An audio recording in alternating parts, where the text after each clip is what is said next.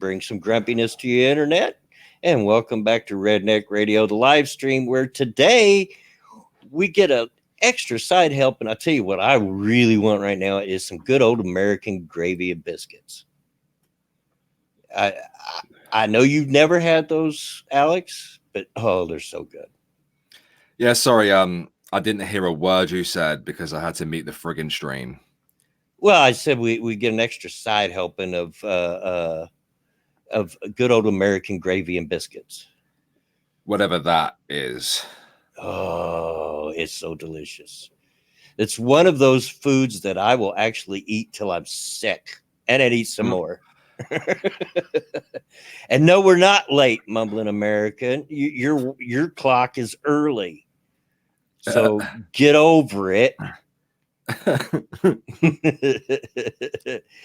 and yes, Lindsay has noticed, and for those that haven't noticed, and everything, we now have avatars, so we don't look all generic and stuff. Isn't that great? It's very pretty. Yeah. It's very, very pretty. I'm very happy with it. Yeah, sorry, random American. I'm hungry. That's why I said that. And it just really sounds good right now. Some good, thick sausage gravy with lots of black pepper and nice, flaky, buttery biscuits underneath it all. Oh, Bloodwing likes thick sausage gravy. Confirmed. Oh yeah, I'm salivating all down the front of me. I've just had a chicken roast dinner, so that sounds good too. Perfectly fine. Usually I come into these streams starving, and then you say something, salivating, and I'm like, oh, Alex, how come you're using irate Alex? Why wouldn't I? Yeah. I mean, it's all good. All good in the neighborhood. Also, this is StreamYard. It's not linked to YouTube. So, I mean, I'm logged into Irate Bear right now. You have to put in what you want when you come in there, but it does save it, as Alex found out. Yep. It does save it, but it's fairly easy to change once you get used to it. But I like it. I like it. It's a step towards the right direction. It doesn't look near as generic. And I am absolutely positive StreamYard is getting a ton of business lately because, Hangouts being bye-bye. Yeah, we all received emails off of them, didn't we? They're basically saying, influx of new accounts recently, and due to high demand, we're going to give you access to avatars. Yeah. Didn't take them long, did it? Yeah, absolutely. And yes, the Angel Mooney's variety show, gravy and biscuits goes exceptionally well with chicken. It does. Yes, it does. It goes good with everything. I had chicken, especially heart attacks, because you could feel your arteries harden as you eat it. But it's so worth it. I would like to get rid of that watermark there, but just keep the duck. Yeah. Well, if you pay for it, you can get rid of the watermark. But personally, I don't care. They were a godsend for those of us that were wondering what we were going to do when Hangouts went away. And if they want to advertise their product while I'm streaming, then be my guest. They earned it. There's one more thing, and I'd be happy that they could, if they would add it. And that's some kind of audible alarm when somebody shows up in the waiting room. You just have to pay attention as the host, mate. No, I'm too lazy. No, because I'm lazy. I don't want to pay attention. I'm too poor to pay attention. What are you talking about? But you're the host. So a little bell or something wouldn't hurt. A little bell. Yeah, little ringy bell. Ding when somebody. Well, it's not like you're having call-in shows, mate. You know when you've sent someone the link. They just keep an eye on it, just glance at it every so often. Yeah, but a little doorbell like sound, ding dong when somebody's in the waiting room. A little knock on the door, yeah. Right. It wouldn't have to be audible over the stream, just something that I would hear, as the host. Yeah. Then it'd be perfect. StreamYard assumes that most of their users are not boomers. So, well, joke's on them, ain't it? Well, I mean, you say that, right? But it is true. Most of them aren't boomers. They're not. I'm the exception in this area of YouTube, anyway. People ask me all the time, "What do you act like you're so old? You're not really that old." And I'll be 60 my next birthday, and that's not really that old. But not like my dad who just turned 80. That's old. That is old. Yeah. But in this area of YouTube, I'm most definitely kind of the old man. There's a few people that are older than me. Skeptalk. Irate prostate. Well, no, Irate's a little bit younger than me. Just he sounds older than you. Yeah, I think he smoked a whole lot more than I have. Yeah, there's that. Yeah. Viper, it's really easy to get an account. All you got to do is give your email address, and boom, you have an account. Yeah. Joel was basically asking, why am I not, got my bear avatar and, have my name as RA Bear. But first and foremost, StreamYard isn't connected to YouTube. I mean, I am logged into Irate Bear on my first monitor. My second monitor is over on StreamYard, and I just have it, I just typed in my name, Irate Alex, and uploaded my Irate Alex avatar. Yeah. Also, Irate Alex is now my main channel, so. Yeah. Thank you, Cynical. Lindsay, Mama Prospero or Prospero, I'm always unsure how to say that, is older too. Yes, she is. And I hadn't mentioned her because I was trying to think of her name and couldn't. Isn't that awful? God. I'm old. It's funny because you're trying to say that you're not old and you can barely remember anyone's name. Well, I've had that problem all my life. I've been terrible with names. Good with faces, terrible with names. Absolutely terrible. I mean, same. You get all my grandkids together. Of course, I got a fair bit of grandkids, 10 of them. But you get them all together, and I have to go through all of their names just to get to the one I'm really wanting to talk to. So I end up just saying, "You with the face, come here." You with the face, come here. Come here. But planning to do NFL Saturday, Bloodwing. Dude, I don't know. It's not looking good. Things have changed in the last couple of weeks, and they changed dramatically today. It's been a really rough day, and I can't talk about it. It's family stuff. And but it's serious family stuff. And because of it, some things have changed. It's not looking good for me to do the stream now. It's not. And I just don't want to do it without J-Kid, because the whole point of even starting those NFL streams was to do something with my son. So yeah, I just don't really want to do it without him. Yeah, Viper Sword, it is, but this is really heavy, and that's all I can say. But I can't talk about it in public.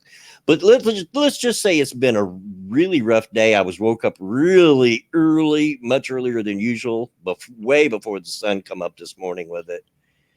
And so if I get a little cranky, I'm sorry. It's probably not a good day to aggravate the old man. I don't. I don't want to be mean, but if somebody says something that aggravates me and I pop off, I apologize ahead of time. I'll try not to. I'll really try. This is a really bad time for me to think about stopping smoking, by the way. it's well, I wouldn't say it's because it's not funny, but it's funny you say that, because every single time I ever tried to quit, the shit hit the fan, like almost immediately. Yeah. Isn't that always the way though? It is. No, Viper, you don't have to keep your mouth shut. I don't think you've ever aggravated me. You make me roll my eyes when you get on that I'm not cute stuff. But we all have our thing, right? I have people to tell me that I'm a good looking man, and I say that because it's just the way that I am, but I think they need glasses. I once was, when I was a youngin. When I was a young warthog. Yeah. Yeah, it's just been a really tough day. It really has. And yeah, I'm tired. I'm tired Mm. and I'm a little cranky and I'm hungry. Should have ate. So you're hangry. You're Yeah, trying to quit smoking. yeah. I know. Well, I've got some cigarettes made up over here. I am trying to cut back. I haven't took the final leap yet. And with the way today's going, I'm like, maybe I won't. I think you can be forgiven. Yeah, maybe I might have to buy one more small bag of tobacco before this is over, because to deal with this stuff. We'll tell you a good thing though, and I told you this earlier. This is not news to you. This morning when I went to go get my if you all like cute, I know not everybody likes kids, and if you don't like kids, by all means, don't have any. But I hate kids. Yeah. Well, we're parents. We're allowed to hate them. Yeah. But I love my grandkids, and if you want to hear something cute, I arrived at their house to pick up my two granddaughters that I take to school in the morning, and I usually I just sit out in the driveway, but this morning I went inside the house, and I went in, and the one of the younger two that doesn't go to school yet, she's about, I think, 4. She's about this. She's the same age as Monkey's granddaughter, the oldest of his granddaughters, the one he calls Little Butt. Mm-hmm.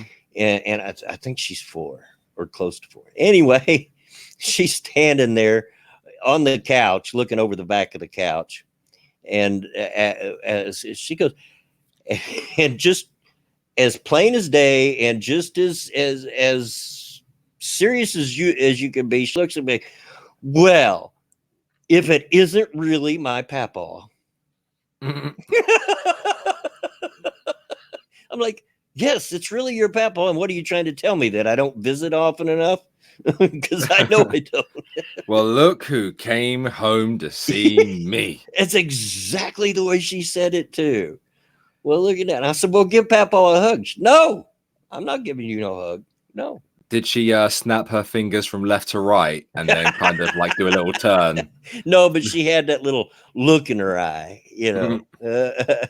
She did end up giving me a hug before I left to take the other two to school. But she was like, well, I suppose I better give the old man a hug. Oh my goodness. I need to hold on a second, guys. I'm going to go turn on the light real quick, because evidently a thunderstorm has swiftly moved in, and I now can't see anything. It's dark as heck. I'll be right back. It's actually gone completely blind. Would you believe, people? It happens to people when they get a bit older. They just, 1 minute they're laughing and joking about their grandchildren. Next minute, bloop, blackout, just completely dark. Can't see a goddamn thing. Probably can't remember anything either. It's a shame. It's a shame. It's very sad. It's very sad. Sorry about that. I normally try to save on energy, and I don't like a lot of bright lights anyway. My eyes are very light sensitive, so during the daytime I try to keep them out. But yeah, that came out of nowhere. When I started the stream, it was the sun was shining bright. Now I'm hearing booms. So that's not good.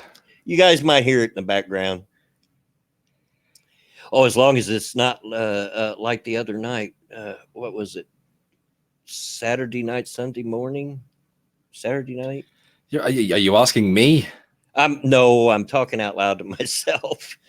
A storm moved in like real fast, one of those pop-ups.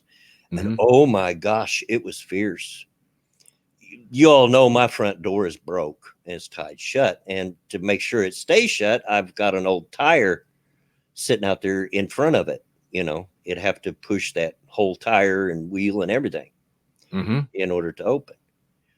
Well, I had laid down for a nap, and my wife was laying down too, and we heard this boom. And we both woke up and happened to be facing each other and looked at each other like, what was that? So, I don't know. So I got up, and the wind had caught the door with enough force to push that whole tire and wheel, and was banging in the wind. And I looked, I grabbed the door. My wife had to go around the other side to put the tire up back against it. The wind was crazy, and it wasn't looking good. The lower clouds were swirling right over our head. I'm like, oh my gosh, tornadoes forming right on top of us. That's I don't know if it's crazy weather. Crazy weather. You get used to it. You get used to it. But I'm telling you, that wind was really a blowing. I was really shocked it didn't uproot the trees across the street from me here. It was blowing that hard. But then as soon as it started raining, the wind stopped. It was weird. But oh yeah, I'm hearing. You guys might start hearing it here in a minute. I'm definitely hearing the booms. All the booms. All the booms. But you get used to it here, Alex. It's just like the people in California get used to the earthquakes. And the hipsters. Yeah, and in the Midwest, you get used to tornadoes and pop-up thunderstorms. Yeah, I like weather like that. So I'd probably get on with it quite well. Yeah. Oh, I love it. They have to. And I've always been that way. I remember, tell you a little story. This was, oh my gosh, way back in the day when the dinosaurs still. Back in my day. It was 1966, around Easter time, and we had a big outbreak of tornadoes around here. And the house we lived in at the time, which is just next door to where Dad lives now. We moved once when I was a kid, and it was next door. That's all we moved. But I was looking out the big picture window, which faced the side of the house, which is odd. Didn't face the front, but faced the side of the house, and I could see a tornado a block away. I'm 6 years old, and I'm watching the tornado out the picture window. My mom's yelling at me, "Get down out of that window." But Mom, it's cool. Get down out of the window before it breaks and cuts you to pieces, boy. Of course, she's who I got my... Oh, speaking of the wind, you might start hearing the wind. Bloodwing might lose his internet during this live stream, folks. Might. So if I go bye-bye, you know why. The stream will actually completely die as well, won't it? It might. I don't know how StreamYards goes. Yeah. I really don't. In theory, it should completely die, with it being completely separate from YouTube. Has he died? Whoa. I mean, I said it and then it happened, folks. Can you still hear me? Is the stream still going? I don't really see the chat moving. You can see my avatar lighting up, but that could be anything. Did we lose him? Yeah. I said it and it happened the moment that I stopped speaking for Bloodwing to start speaking. Oh, wow. Is it just me on my own now? Oh, yeah, I think it is. It's just me on my Billy Todd now. Hello, everybody. I don't believe that I am a mod or the owner of the stream. So I guess if Bloodwing comes back, I don't know if I'll be able to drag him into the StreamYard thingy majiggy, but wiggy. We'll just give him a few minutes. I mean, last time it took a little while, didn't it? It took a little while. Welcome to the Irate Alex show. Yeah, I guess. Let's have a look at my DMs. He hasn't said anything yet. Okay. Well, that was really messed up. How I just mentioned that was a possibility, and then boom, it killed off his internet just like that. Oh dear. I sent a Twitter thread into B-Wing News if you want to check it out. I should now be known as Irate Jinx. Yeah. I'm not. Don't call me a curse. That's not very nice. I just suggested that it was going to could be a possibility. I didn't mean for it to happen. All right. Okay. Let's pop the chat out and put it over there. Let's have a look at this thread and open up Twitter. Okay, so Persistent Fury 2.0 asked me what my thoughts were on something, and that little shit Owen Jones is back in the news. I've seen him pop up. Wait. He was allegedly attacked by the far right, was he? Okay. Owen Jones is like Wolverine from X-Men. He was set upon by 4 men. They punched him, threw him into the ground, and kicked him repeatedly in the head. Within 48 hours, he's fully healed and not a mark on him. Yeah. That doesn't surprise me. Doesn't surprise me. Yeah, he's very obviously fucking lying. If he was set upon by 4 members of the far right, he's definitely lying 100%. X to doubt, Lindsay. X to doubt. Owen doesn't have. If he has friends, they're all female and they all wear problematic glasses. Oh God. So let's go to his Twitter account real quick. I actually got Owen Jones to respond to me once. I accused him of claiming a video that I made on him. Let's have a gander. He's a lying little shit. Of course, he got this. One of the first things I see going over to his account is Momentum, who are perpetuating propaganda. You're trying to make out as if that our society in the UK and America is just filled to the brim full of far right activists, that are going around killing people left, right, and Chelsea. But that what you're actually doing is you're just perpetuating a fear amongst the people. But mind you, that's how that's how the extremists on both sides get their support.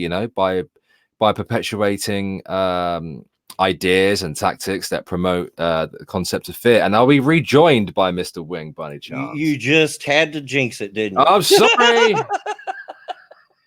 The power blinked out just like right after you said that, just enough to knock the modem out. Yeah, all the chat were giving me some abuse over that. Oh, talk about the timing. I know, right? I just said it, and then bam, you went. Yeah.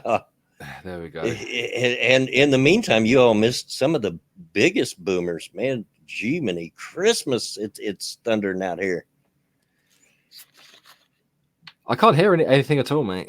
Well, at the moment, it's not. It's like while I was down, it was like boom, boom, boom, boom, and then as soon as I got reconnected, because it takes forever for my modem to reconnect. Anyway, I'm back. Yeah. And I don't remember what I was talking about when it went away. I was just talking all kinds of smack about Owen Jones whilst you were away. Because he's made some allegations that he was beaten up with a few of his friends or something. Shut up, Cryptic, you slant eye. Don't be telling me about no boomers. And I'm not a boomer. I'm an echo boomer. Yeah. Love you, Cryptic. I don't. Dick.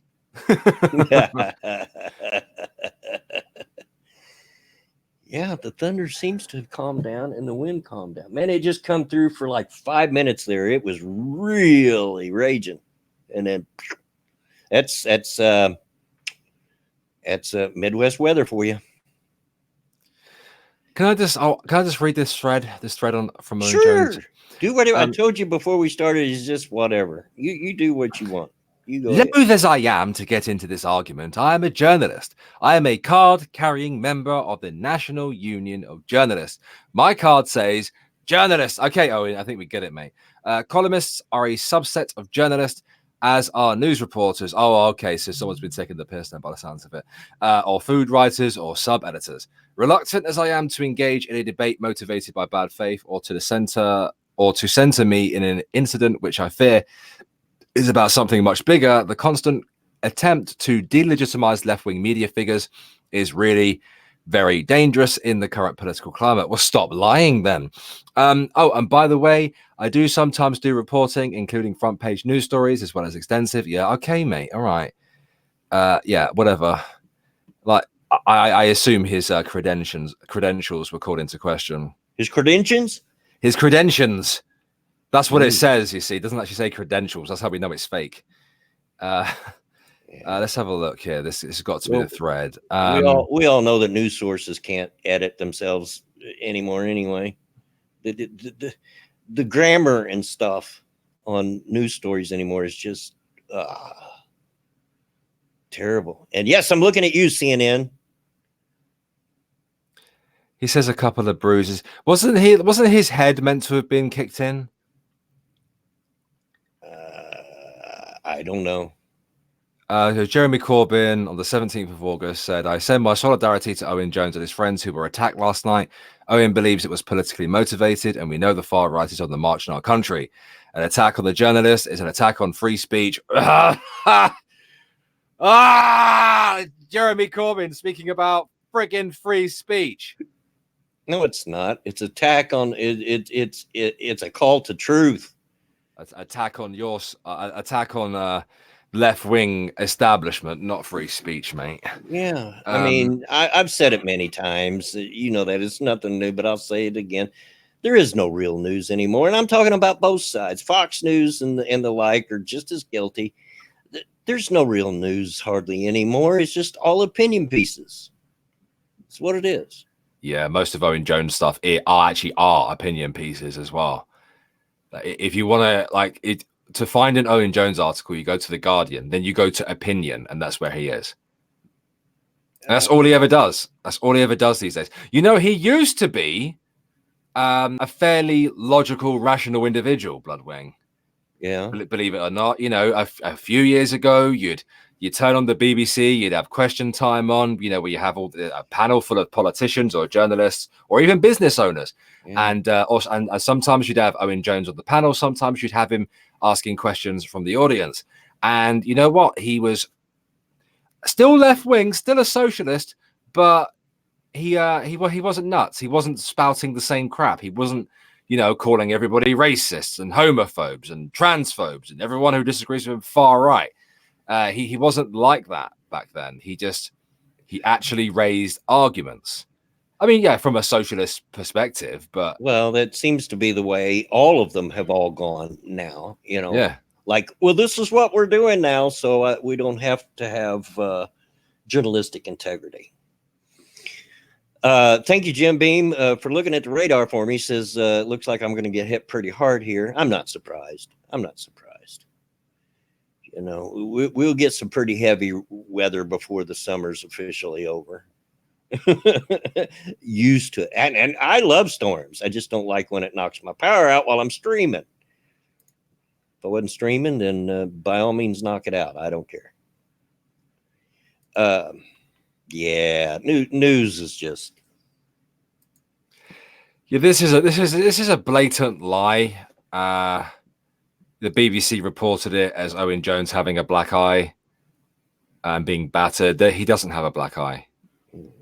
Like, you know, there are some people who heal really quick, all right? But I've had my head kicked in.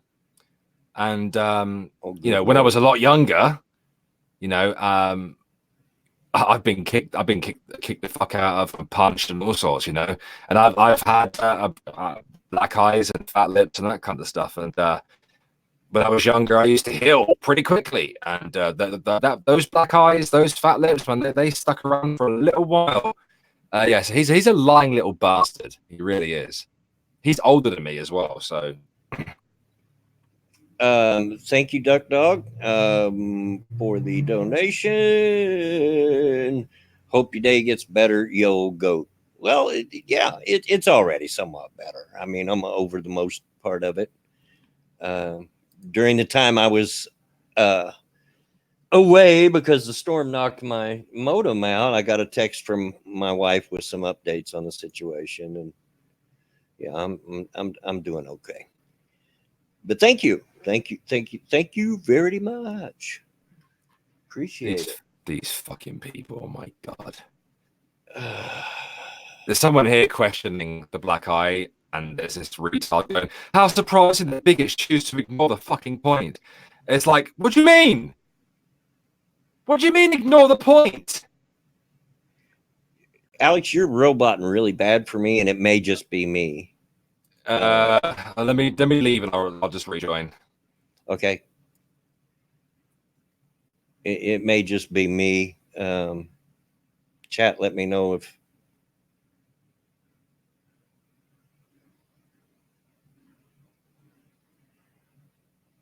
Oh, it's not just me. Okay, thank you, mumbling America, whatever. You know what I meant. Howdy, howdy.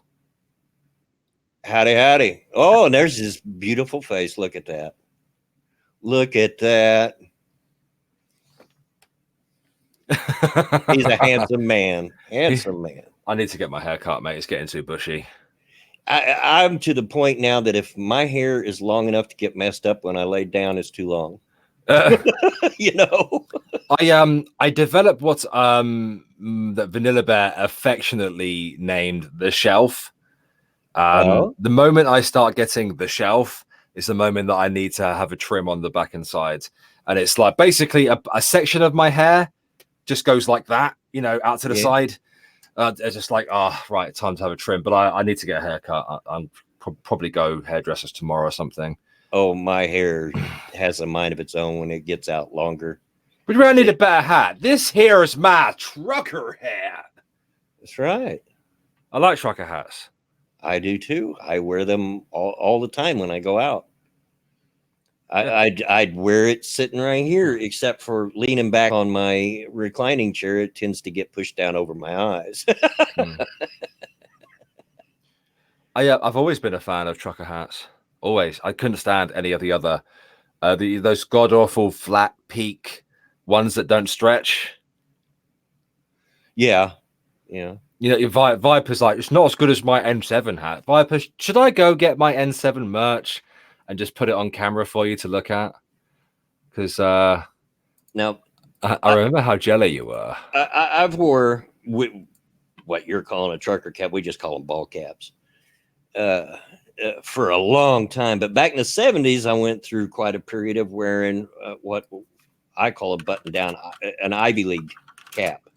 You know, like golfers, cabbies wear, you know, where part of it buttons to the front of the bill. You know what I'm talking about? Let's describe that again. You know, cabbies will wear them. Golfers used to wear them all the time. Yeah. A part of the hat actually buttons down to the front of the bill, so it kind of comes to a point like a wedge. Wore them all the time because I found out that I could hide my smokes and my reefer in that little part up there over the bill. That's good. That's good. By the way, if you're wondering what the camera quality is, not all that, most of my lighting is turned off at the moment. Yeah, you know, I like to have it dimmer in this time of year because bugs, and I like to have my back door open a little bit. No, it's beret. It's beret. That's how you spell it. not a beret, but page boy cap. Yeah, Sarah got it. I think some people do call it a page boy cap. I always just called it Ivy League, but some of you at least know what I'm talking about. No, Matt, you're not the grammar Nazi here. You're just the Nazi. I was gonna say that you beat me to it.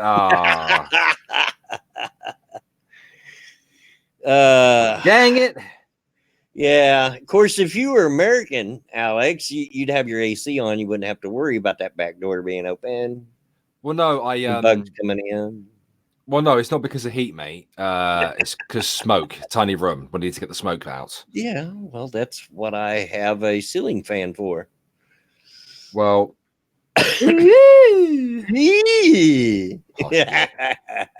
oh, and by the way, and I forgot, I meant to do this at the top of the stream, and I forgot. I had a Streamlabs donation from Sunday from Michael Weiner. Episode 11 was awesome. He's talking about Redneck Trek.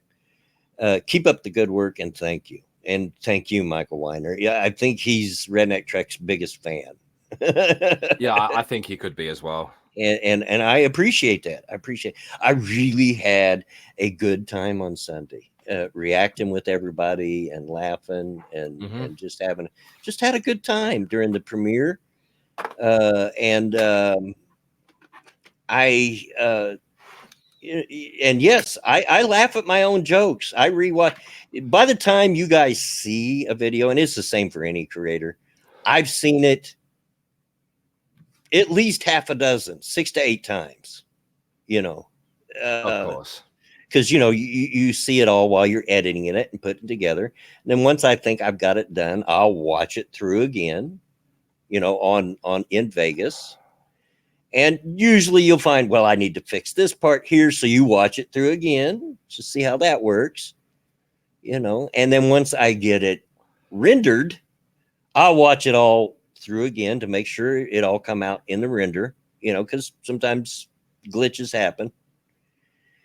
And so by the time we're premiering it, I've seen it several times, and I'll still sit there and laugh at it. I'll laugh at my own jokes. I'm not ashamed to admit it.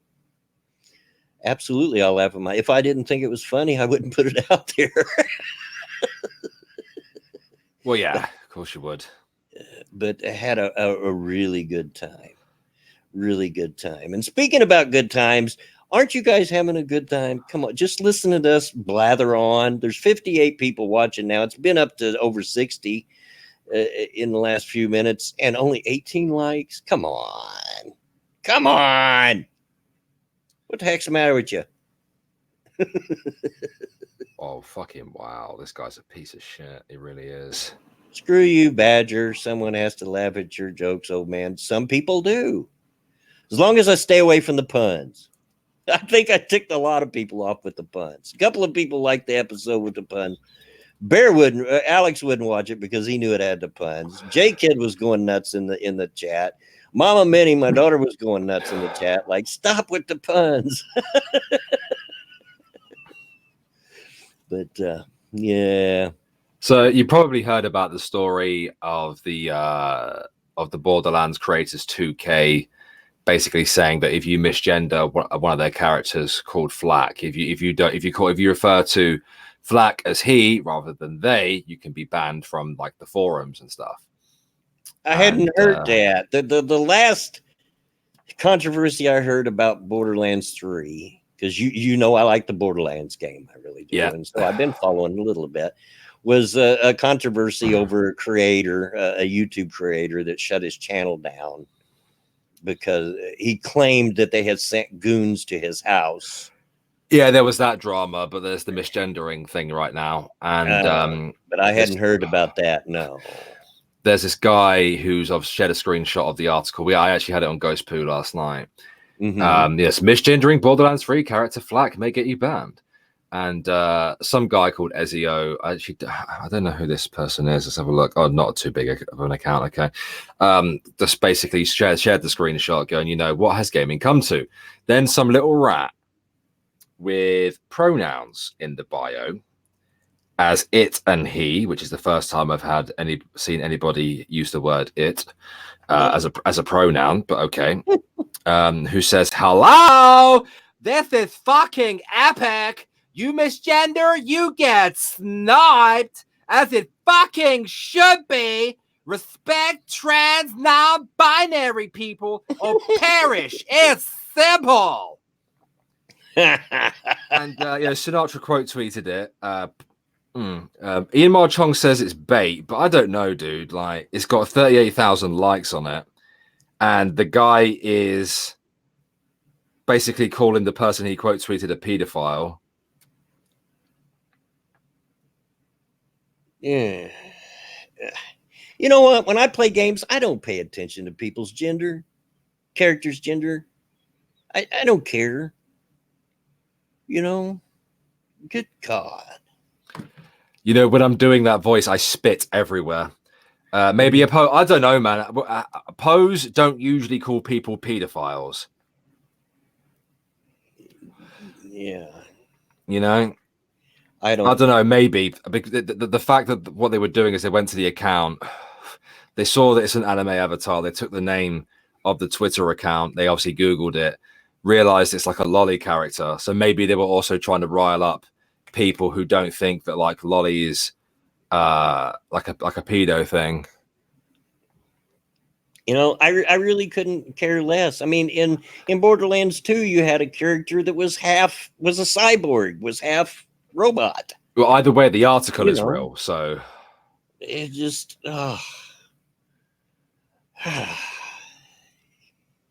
I just really don't care. Other than I do enjoy, I tend to make female characters. Because you're a dirty old man. Well, yeah. If I'm going to spend hours playing a game, I want something that I want to look at, and I don't want to look at some guy's backside.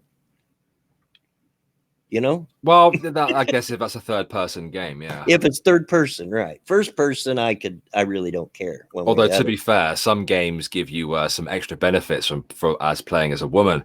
You may remember playing Fallout New Vegas, for example, which gave you some pretty interesting options as a woman.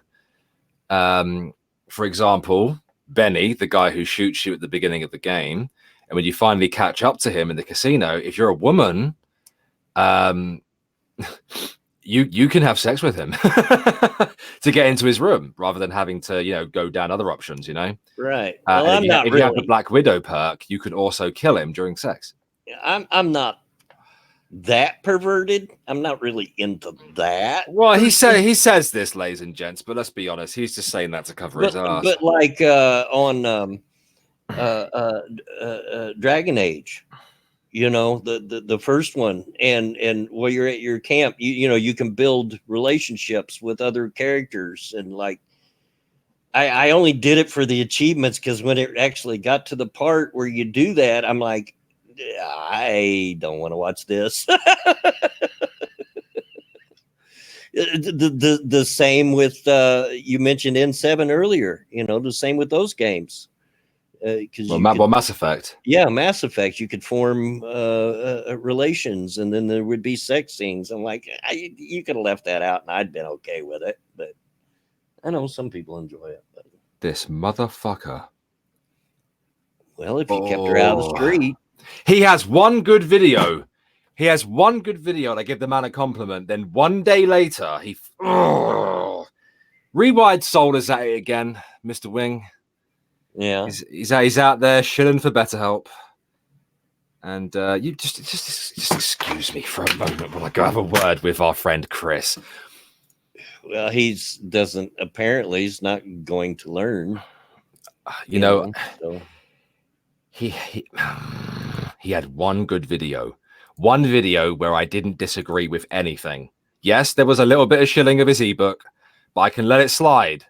Because he actually hinted at what the topic of the video was at the beginning of it, and then did a little bit of shilling, and then we got into it.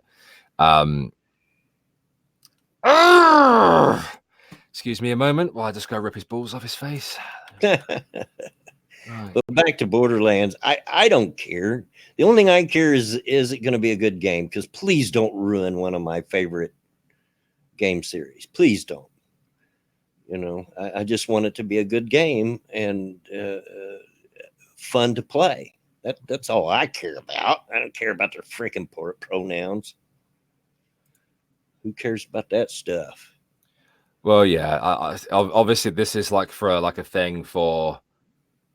People who use the forums and stuff, yeah, people that are very much a part of the community on the official websites, I'm sure that, you can still buy the game. And if you want to talk to people who play it, then you don't have to go onto the website's forum. You can just, I'm really a little surprised at it, because they have historically, especially with Borderlands, I think of them as gamers, because, for instance, there was a glitch in the first one in the add-on General Knox, and there was a glitch where you could glitch your way through the floor and get a whole bunch of loot.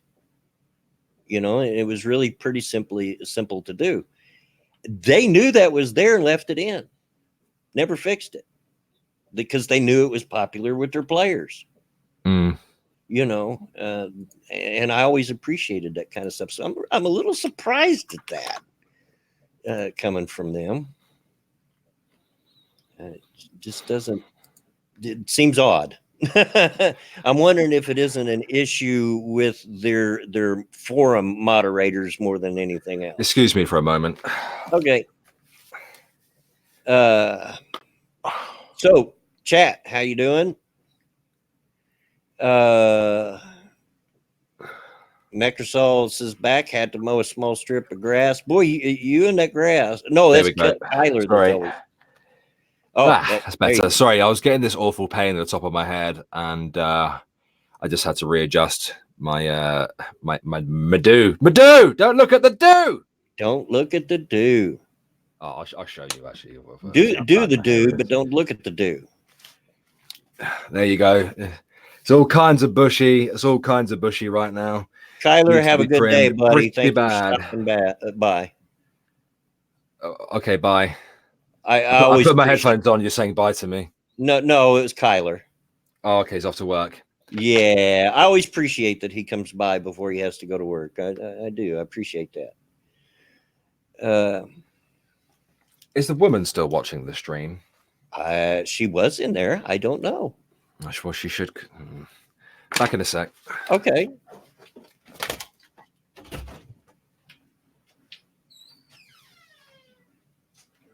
Here, squeaky door. But anyway, chat, how you doing? I hope everybody's having a good Tuesday. Depends on what year the Chevelle, Bandsma. Good car. Depends on the year. And now for the chair show. Yeah. Bloodwing interviews the empty chair. You think it'll go viral? Next is the squeaky door made my dog bark.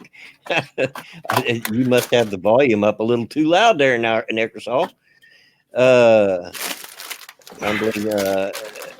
Mercians is all good here. Hope the rest of the week gets better for you. I'm sure it will. I'm a survivor, dude. I get over things, and it's not so much for me as I'm just worried about other members of my family, and that's about all I can say without going into what's going on. And I can't do that. I can't do that. What's happening?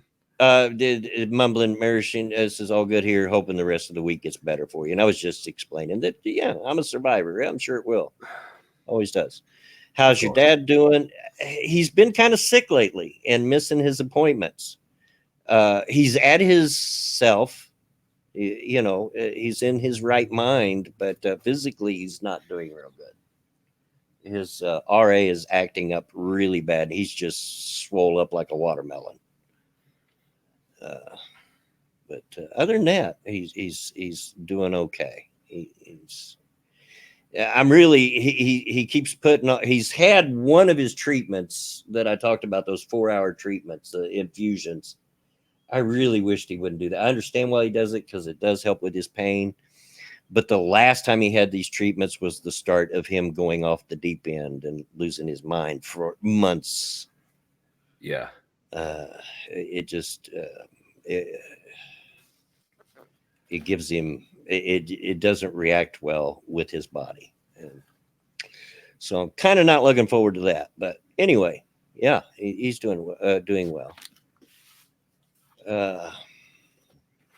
Cynical Lindsay says her grandpa is the polar opposite. He's in great shape physically, but he's starting to lose his marbles mentally. That's dementia for you. Yeah. Dad seems to come and go.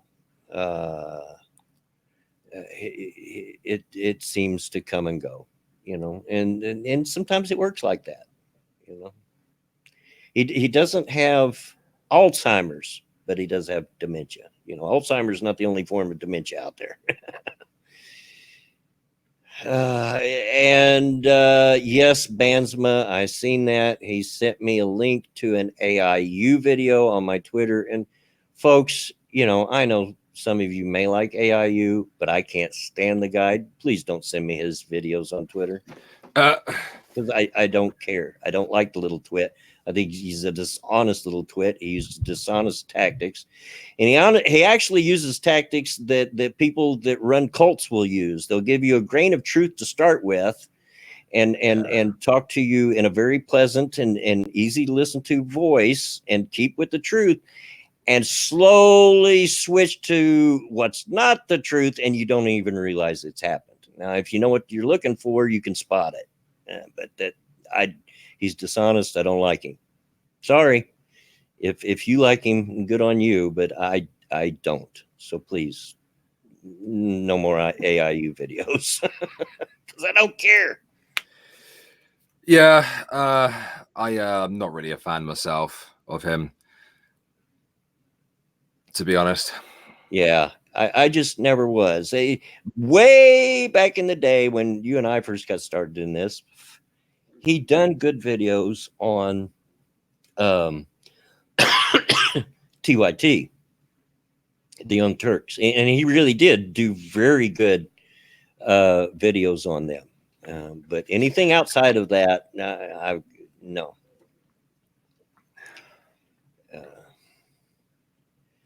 Not a fan. Not a fan. So please don't. Yeah. Anyway, that's fair enough.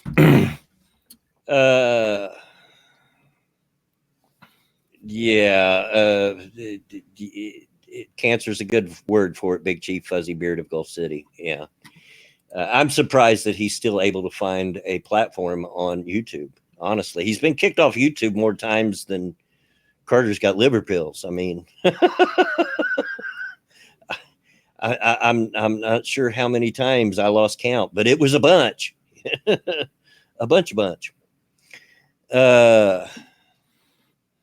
My Ford turns 91 next month. Your Ford? You a Ford car?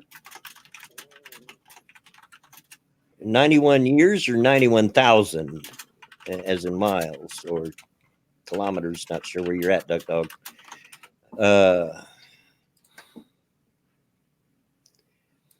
So, yeah, explain yourself, Duck Dog.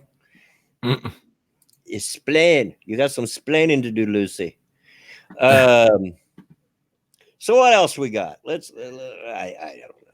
I like I said, I haven't kept up at all today, so I'm totally in the dark on what you're relying on me to do it when I don't really care about anything anymore. Well, no, I'm not relying on you. I'm asking a general question. Well, I will get you something to talk about. Oh, well, I'm over here looking some too. Here we go. Okay, what we got? Parents ordered to pay £1,500 for damage drunk sons did to model railway.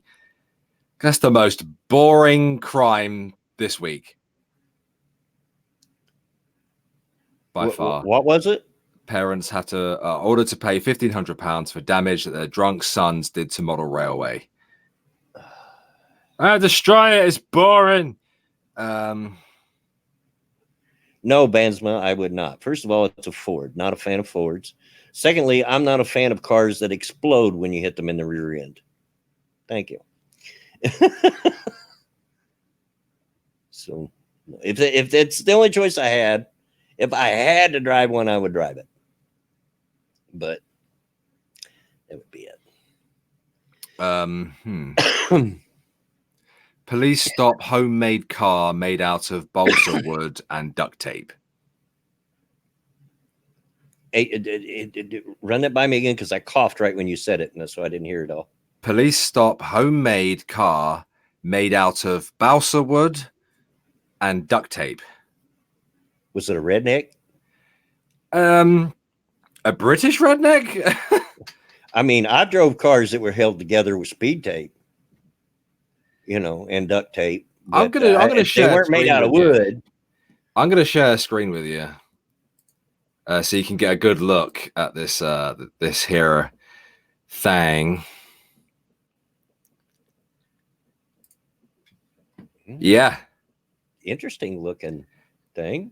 Yeah, but being made out of balsa wood, which is what you make gliders out of. which pretty light, flimsy wood. I don't think it would be very safe for the road. It looks more like a mini boat.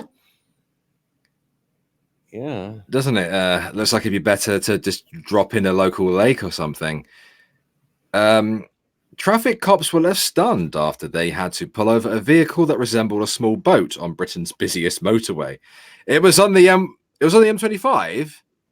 That by the way, if people who don't know, the M25 is a highway in the UK that circles London. It's extremely busy.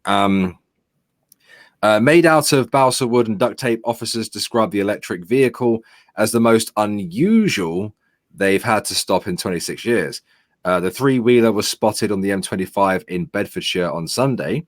The officer who pulled the vehicle over tweeted, "All checked and in order, although still not convinced I know what it is." I'm still not sure. Is that a Kellogg's cornflakes box in the back? Hey, now, I've done that. I used a cereal box to block a small vent window that was busted out in the back one time. Yeah, but I'm assuming that that's a permanent feature. I also, it doesn't look that big either. I don't know. I know Jeremy Clarkson is way too big to get in something like that. Like, he's actually a very, very, very tall man. Social media users were quick to offer their own explanations about what they thought the vehicle was, from a modified motorcycle to a German-made vehicle.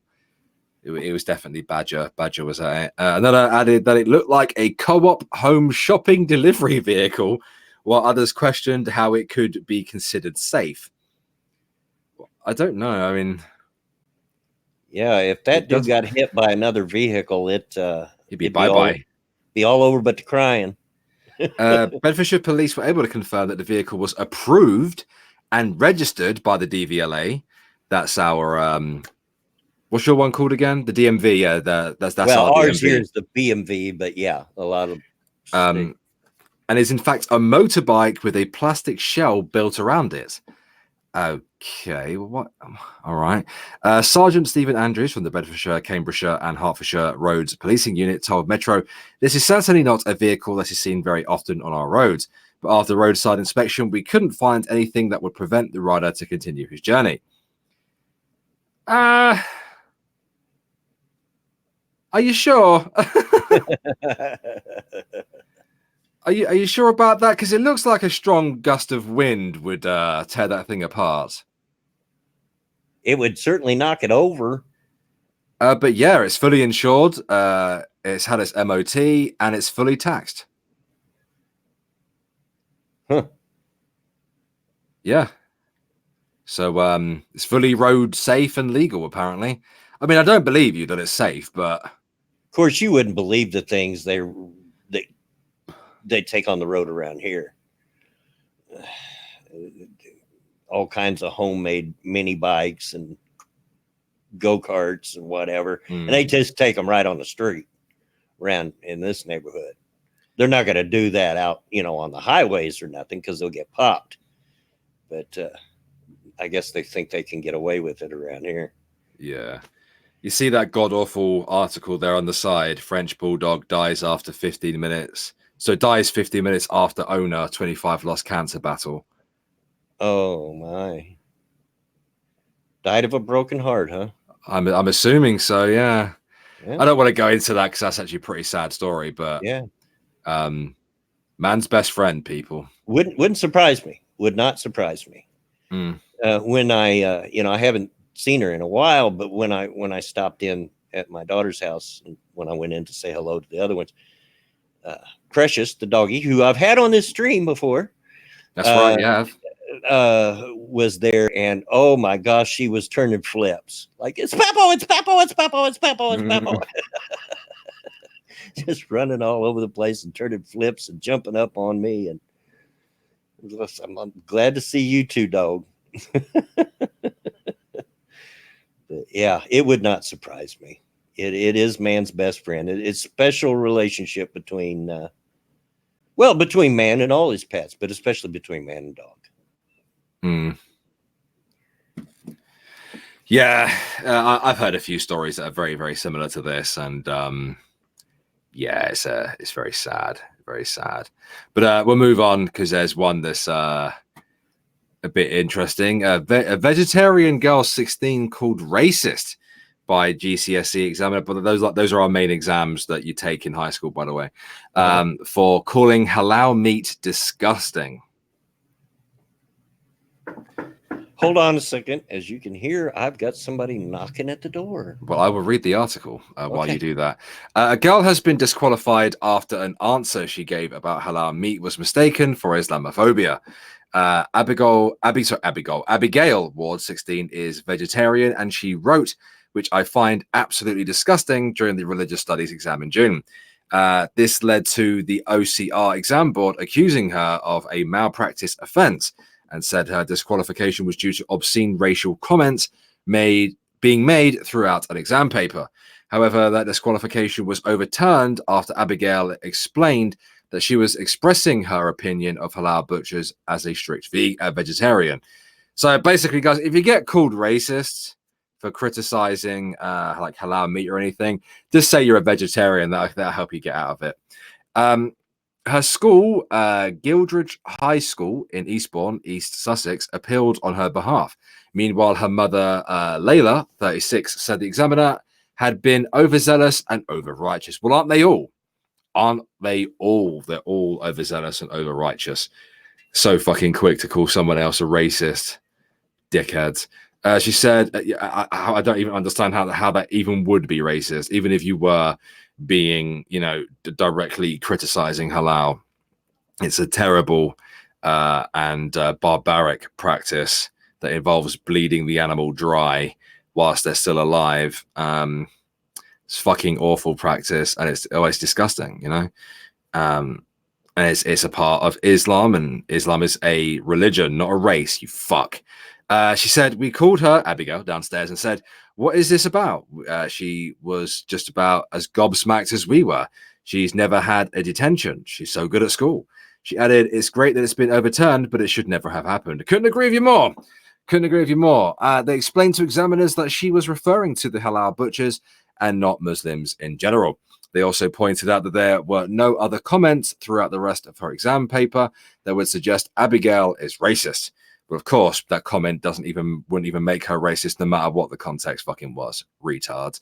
The OCR apologized, and rightly so, for causing upset and stress.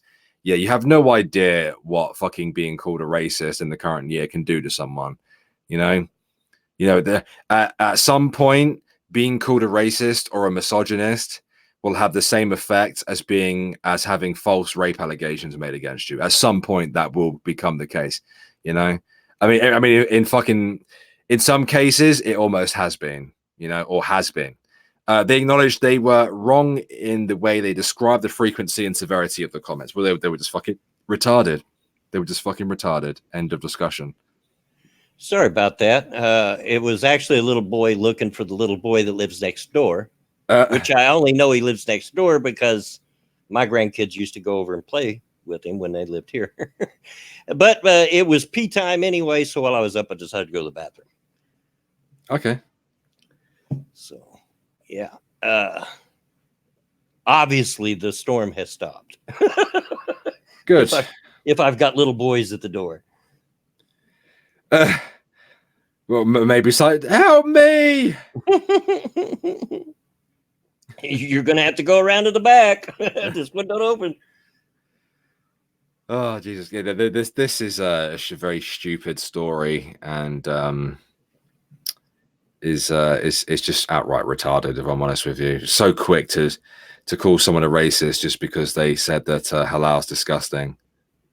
Well, it is disgusting. The practice is disgusting. It is. It is. Butchering meat is not a pleasant sight. It's not pleasant. My dad, once upon a time, when I was very, very small, worked at a meat packing company. Man, they butchered the animals right there and cut them up for market. And it's not a pleasant experience, not a pleasant sight. He told me stories of how he had to get used to because they would eat their lunch on the killing floor and there'd just be blood running down a drain. It's not the most hygienic thing, is it? And well, we're talking early 60s. Yeah. And but what they go through for the halal thing is really, it's beyond not pleasant. Yeah, I've seen a few videos of it. It's Yeah, I didn't even mean to watch those. These friggin' videos end up in my feed.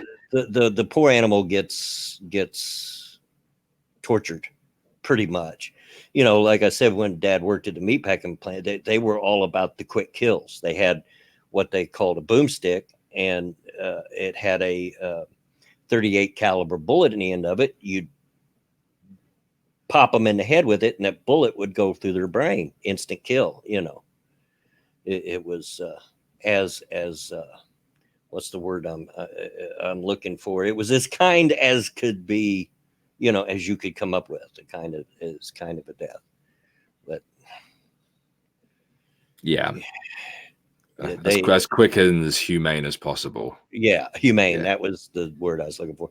Halal. Yeah, they pretty much torture that poor animal before they kill it.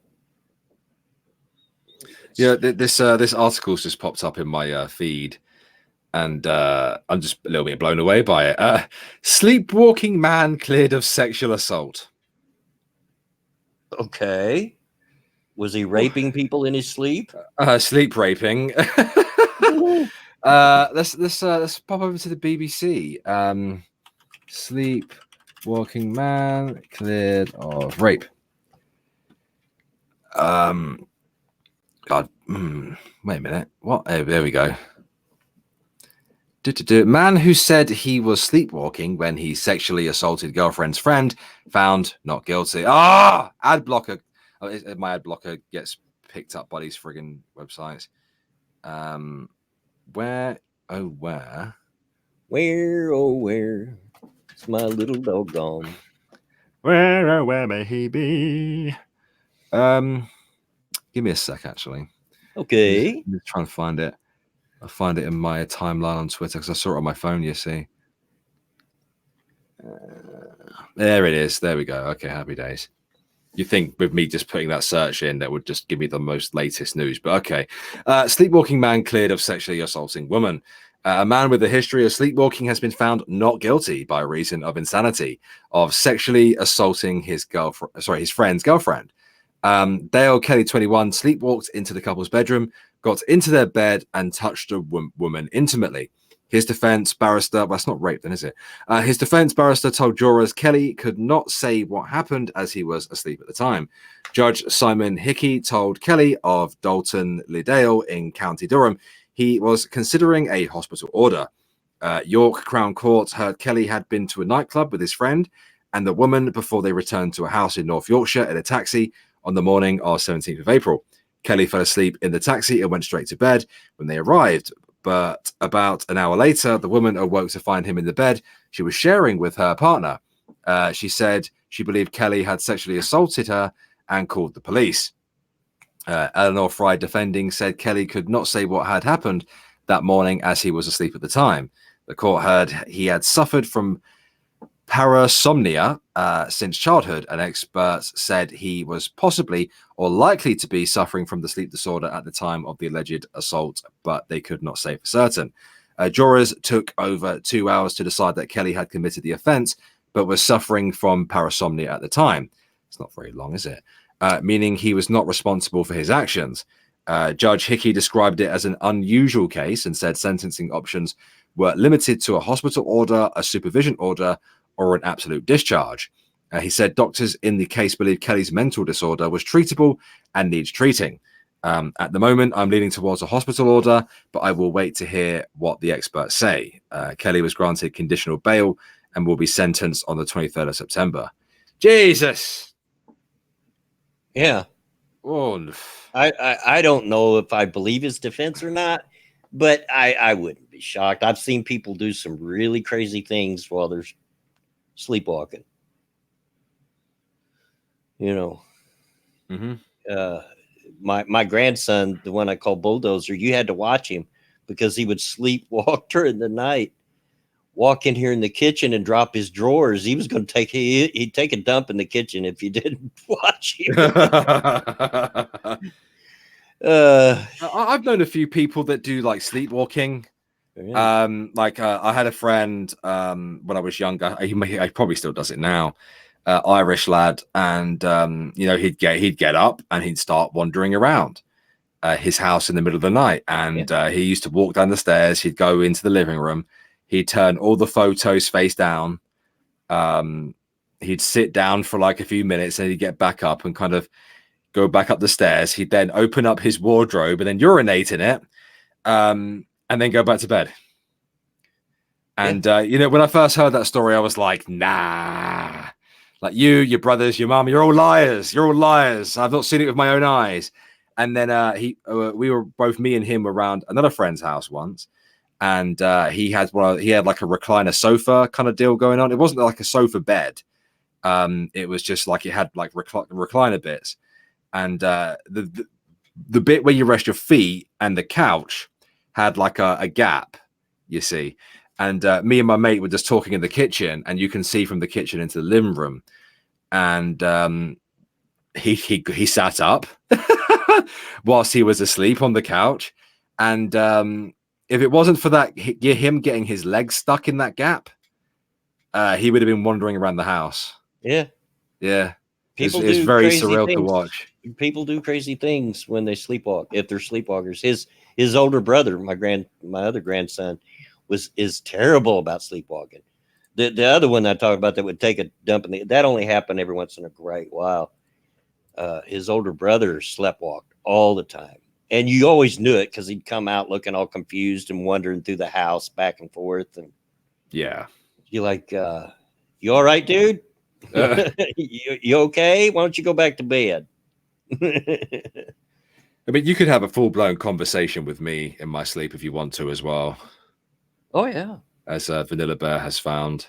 Well, my youngest sister, I'm the oldest. I have two younger sisters. Is that way. My wife used to come over, but this is long before her and I dated. Bandsman, no, I do not sleepwalk. She would come over and spend the night with my sisters, and they shared a bedroom. My two sisters did. And she used to get tickled because she'd sit there and have conversations with my youngest sister. Yeah. And she's dead asleep, just dead asleep. RJ, that's an awfully strange and very weird question that you're asking me there. Very, very odd. I think you might want to ask Vanilla Bear for permission to do that first. Yeah, that's it's a little bit forward, and a little bit odd as well. Why is Bloodwing the only one to call me by my last name? Because I'm always like that. I've got nicknames for everybody, even my grandkids. And I call you guys that have been watching the Redneck Trek series, and you know how BJ Hickenlooper has a nickname for all his crew, and that's taken from me. That part's for me. That I give everybody nicknames. I call them whatever I want. Would you prefer I call you RJ? Is that what you're after? RJ is my nickname, Gramps. Yeah, well, I just call people whatever I feel like. Well, that's what your handle is, so that's what we're going to call you. Yeah. I just I call people whatever I feel like, and generally I'll come up with some nickname that has nothing to do with their name. I call my one grandson Bulldozer. I've got a granddaughter I call Monster. I have one I call Lulabelle, and so on. That's just Cryptic's response there to you. Yeah, you call me Slant Eyes. Yeah, exactly. I do call Necrosal Collins Mr. Collins sometimes. Yeah. That's very much a naval thing, though, calling someone Mr. and by then calling them by their surname. Yeah. I've always been that way. I've just always chose the odd name to call people. You know what I mean? I don't call them what everybody else does, is what I'm saying. Yeah. I just never do. I just go by my own. I've got a niece, and I'm her favorite uncle. I'm not making anything. I'm her favorite uncle. And when she was small, I used to call her Piggy Piggy because she would go around making this pig noise, snorting, you know? Yeah. Well, as she got older, she's well into her 20s now.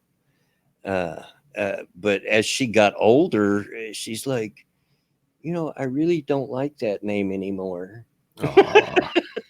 So I quit calling her, or I tried. It took me a while to learn, because it was habit. Yeah. But I call Alfie Sausage. He's like, I'm not a sausage.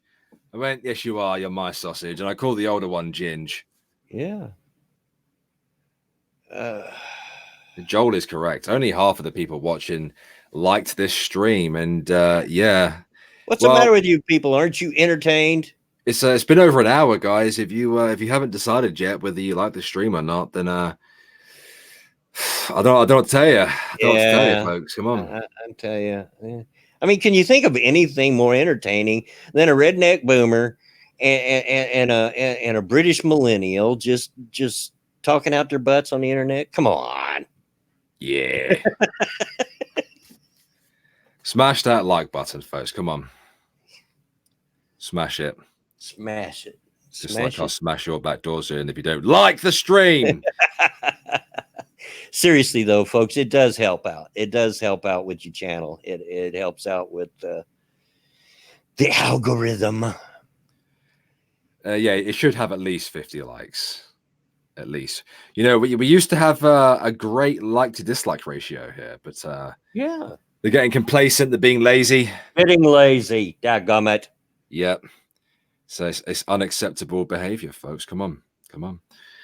Do it for the old man. Yeah. Truck and Bear says, I call my youngest baby girl, and every time she yells at me, I'm not a baby. She's 6 years old. You guys have heard me with Mama Minnie when she pops in. I call her baby. Mm-hmm. Her mom calls her baby girl, and I call her baby, and she's Alex's age.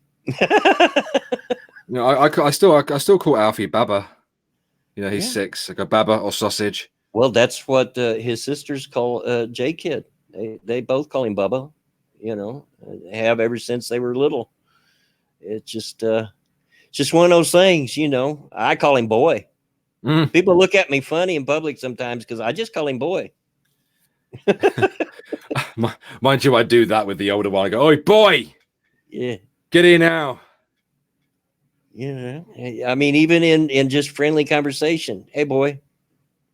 When I say it, I'm not usually saying it in a nice way. I'm usually dishing out. I'm usually being a bad parent, dishing out the punishment at the time. I get some funny looks with that though, because I do my grandsons the same way. I'll just call him boy, and be out in public. And for those of you that don't know, some of my grandkids are half black, and they look it. And so I get weird looks anyway, because, you don't get much whiter than me when I'm out in public. And I got these 2 kids that look black with me, with their nappy hair and everything. And then I really get the looks when I call them boy. Yeah, it's not the smartest thing to do in public, mate. I don't even think about it. It's just what I do. There's nothing racist about it. It's just boy, because they're my little grandson, so I call them boy. You telling me that like another black guy or whatever hasn't stopped you to go say, what do you mean by that, boy? No, but sometimes the looks I get just for being out in public with them just crack me up, because people look at me like, what are you doing with them black boys? It's got to be mine. I bought them fair and square. Exactly. No one's ever said anything to me yet, but I'm just waiting. I'm waiting for the time they say something to me, and I'm like, I'm their grandfather. See, can you imagine that, right? but in the 1950s England with my nan and my mum, my mum as a baby. Yeah. You know, just like my nan used to be pushing my mum up the road in a stroller, or what we call a push chair or a pram, and my mum was the first black lady where I grew up, mate. You know, so you can just imagine how how people looked at them, and she'd just go, "Yeah, it's my baby." Yeah. Well, when my oldest grandson was little, you know, like a toddler, and they let his hair grow out, and he's got the nappy black person hair, but it wasn't like a fro. It was just all over the place. It just stick up. So I called him Buckwheat, you know, like on Little Rascals. Never heard of that, but yeah, go on anyway. Well, look it up. You'll see what I mean. And so I would call him Buckwheat and not think about it, be out in public and just say, "Hey, Buckwheat, grab that off the shelf for me, will you?" And people look at me like, "Did you just call that little black boy Buckwheat?" And here in America, you know, because we're very familiar with the Little Rascals, that's not exactly something you want to call a black person. It's Buckwheat. Yeah, it doesn't sound like a good idea, mate, if I'm honest with you.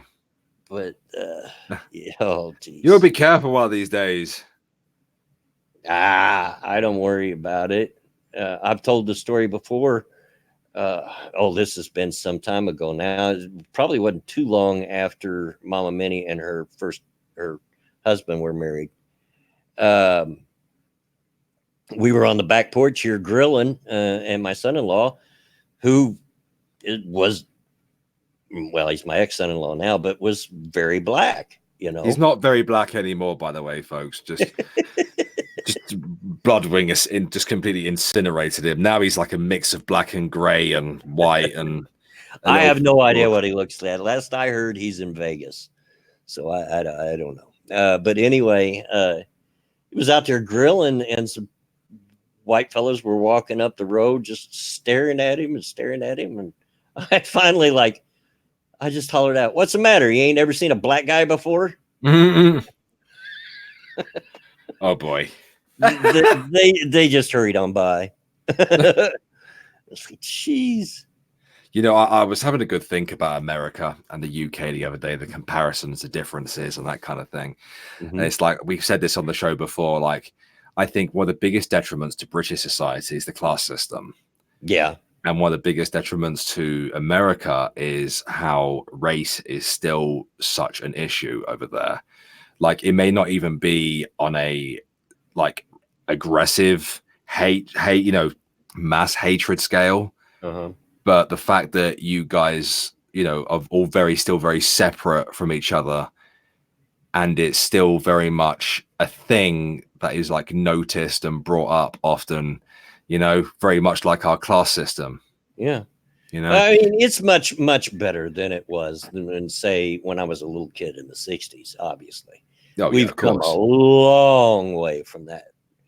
But yeah, you know, I'd be a liar if I said racism didn't exist in America. Oh, I don't even think it's racism, to be honest with you. Yeah, I'm explaining it incorrectly. It's just what I'm trying to do is compare the British class system to how you guys look at race. Yeah, I mean, yeah, white people tend to hang together, and black people tend to hang together, if that's what you mean. Yeah, I don't think it's like it's not like a racist thing. It's not something that a particular group is trying to perpetuate. Although I would definitely argue that the Democrats and the Labour Party are both massive perpetuators of both of those things. Yeah, it's funny that, isn't it? We both have major left-wing parties that are trying to exploit both of those things for political gain in each of our countries. Although, mind you, the Labour Party is also trying to add race to the mix as well. So, yeah, I just, you know, kind of on that subject, I just thought of a funny thing. And I've mentioned before, the last job I had at the limousine company, one of the dispatchers there, I called him Leprechauno because he was half Irish and half Mexican. Now, his Irish half what? Huh? That is a strange combo.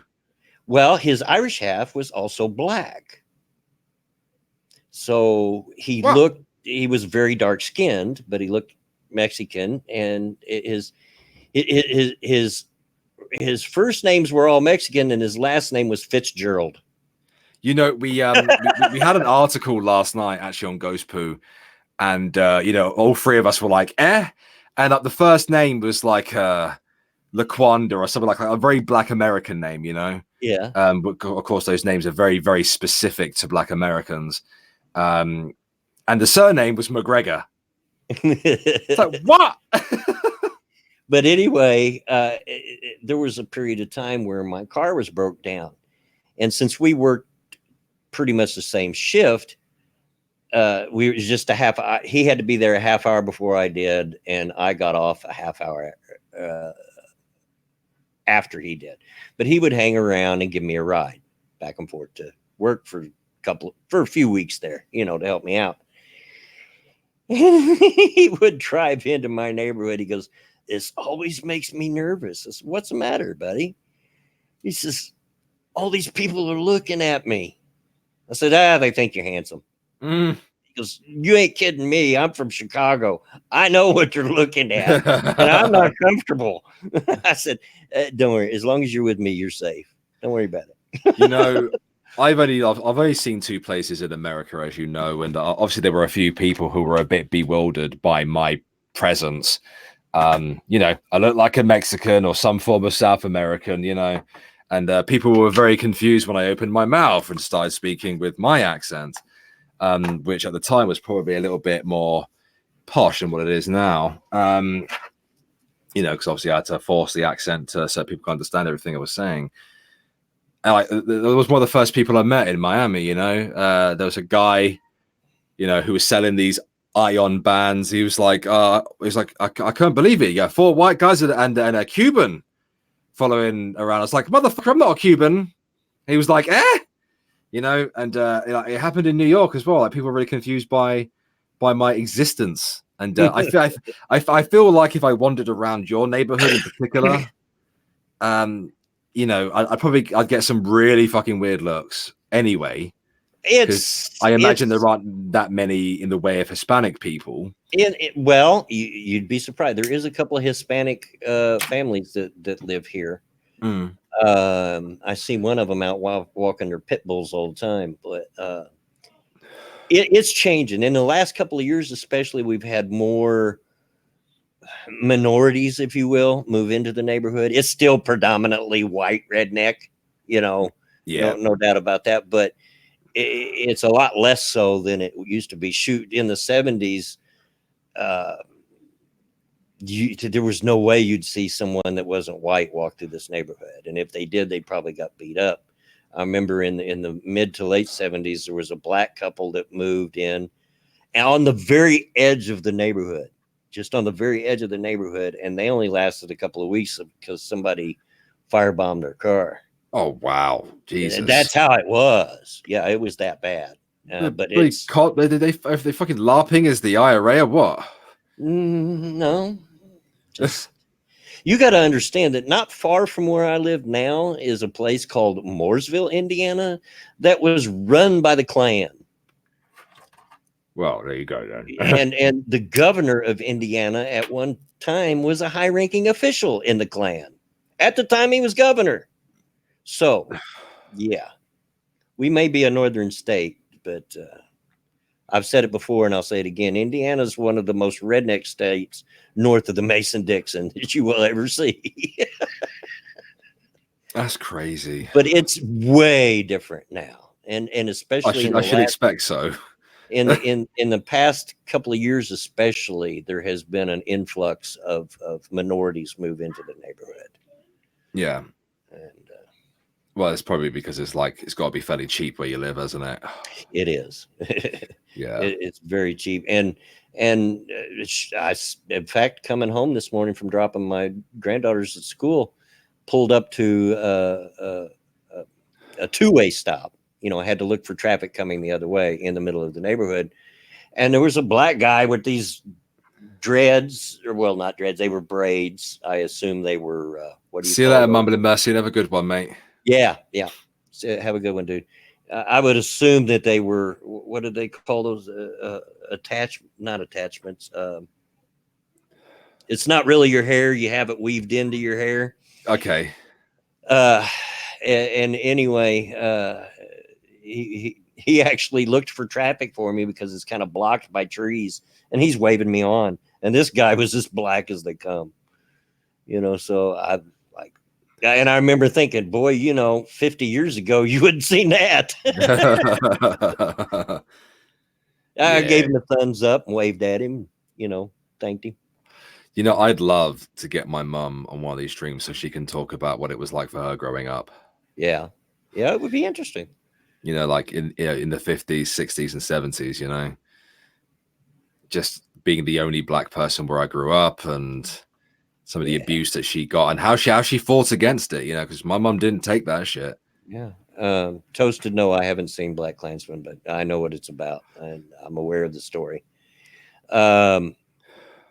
Yeah, my neighborhood, and thankfully so, rightfully so, has changed a lot from when I was a kid. I've told the story before, and I won't tell it again, but about the black man with this little boy that was cutting through our neighborhood and didn't realize that was a bad thing to do if you were of the darker persuasion.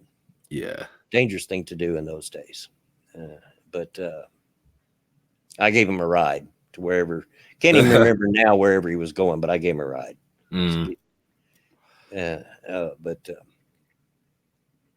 Yeah, probably a smart move on your part, definitely. Yeah.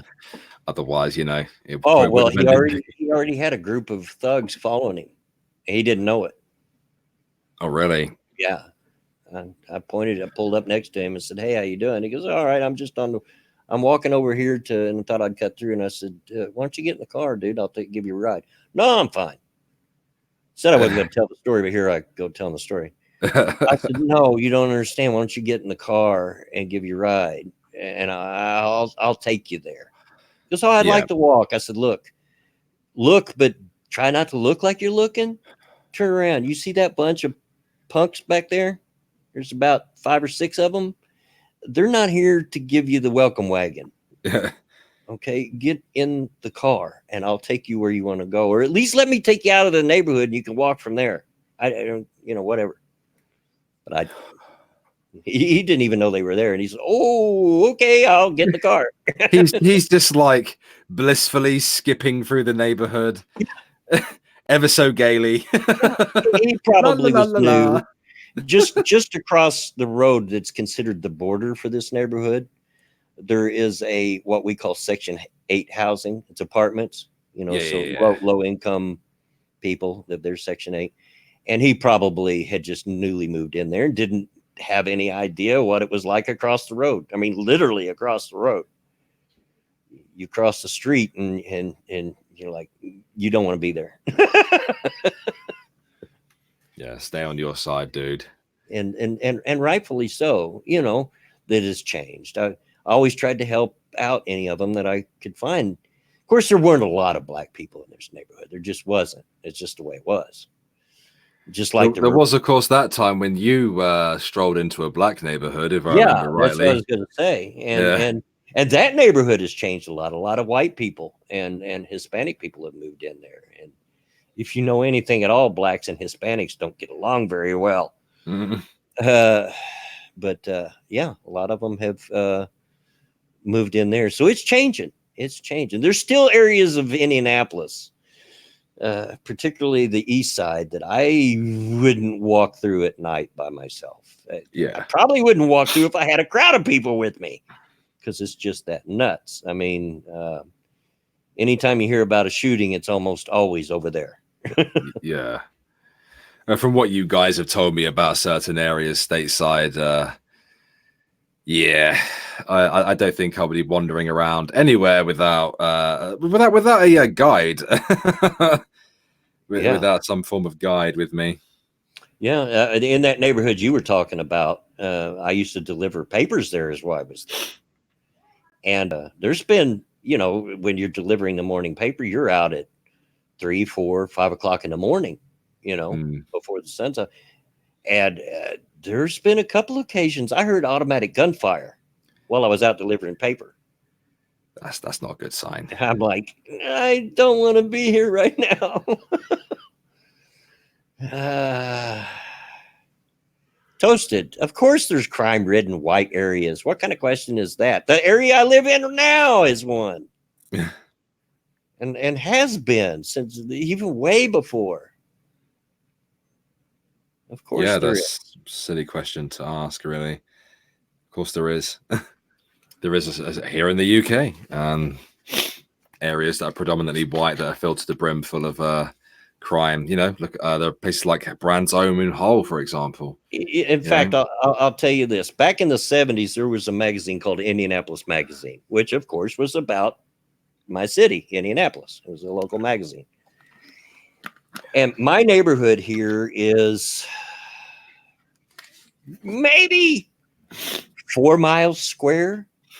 Not very big, you know, maybe at most. That's probably pushing it. But in the 70s, Indianapolis Magazine done an article about the highest crime areas in the city. Yeah. And my neighborhood was number one by a long shot. Damn. And it wasn't just your average, what you would think a thug crime. We're talking counterfeiting, you know, people would hijack semi-trailers, you know, yeah. That's some serious stuff. Yeah.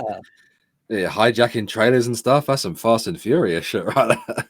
Yeah, it was like that. And yeah, it wasn't even close. So my neighborhood is infamous in Indianapolis. You say the name, which I'm not going to say it because that would be boom, automatically you'd be able to find where I'm at. And like I said, it's not a very big area, so wouldn't be too hard to find me. But if you mention the name of it to somebody that lives in Indianapolis, automatically they know where you're talking about, and they're already judging you. You're from there? Uh-huh. Well, that says a lot. Oh. Well, it's a bit rude, but well, I can't say that the reputation isn't rightfully deserved over the years. Well, yeah, I guess so. But yeah, lots of crime, and it hasn't changed in that respect much now, other than the players now are just wannabes. Oh yeah, of course they are. They wouldn't hold a candle to the tough guys of when I was younger. They were legit tough guys. Yeah. These guys are just wannabes. And in that respect, it makes them more dangerous because they think they got something to prove. You know? They also don't realize the gravity behind their actions either. Yeah, exactly. It's very much the same in the UK, mate, to be honest with you. Like you got these kids running around with knives right now, you know. So, oh, we're in a gang. It's like, well, dude, like 30, 40, 50 years ago, we had the Cray brothers. You know, they were the UK's first proper organized gang. I mean, we had gangs before that, of course we did, but you know, they were a proper gang, and they had class too. You know, they wore suits, and well, I mean, Ronnie didn't really understand the gravity of what he was doing because he was severely mentally ill. But Reggie, the other brother, the other twin, of course, there was the third brother, Charlie, but we don't mention him. But yeah, they were classy, and they understood the gravity of their actions, and they made serious money. Yeah, you're out there selling a bit of weed. Shut up. My neighbor, shoot, a little bit of weed back in when that article come out back in the 70s. It would have been about 76, 77, somewhere in that area. Shoot, but you could come in this neighborhood and buy a little bit of weed, sure, but you could also go in this neighborhood and buy several pounds of weed if you wanted to. You know, it was just seriously. I knew a dude that hijacked semi-trailers of blue jeans and electronic equipment and stuff, and sold them out of his garage.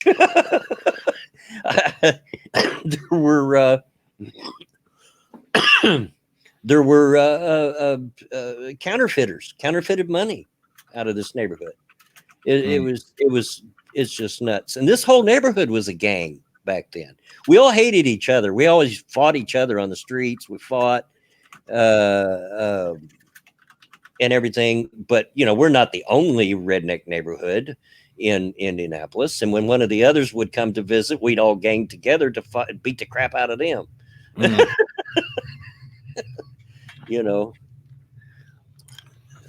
Lots of neighborhood fights back in those days.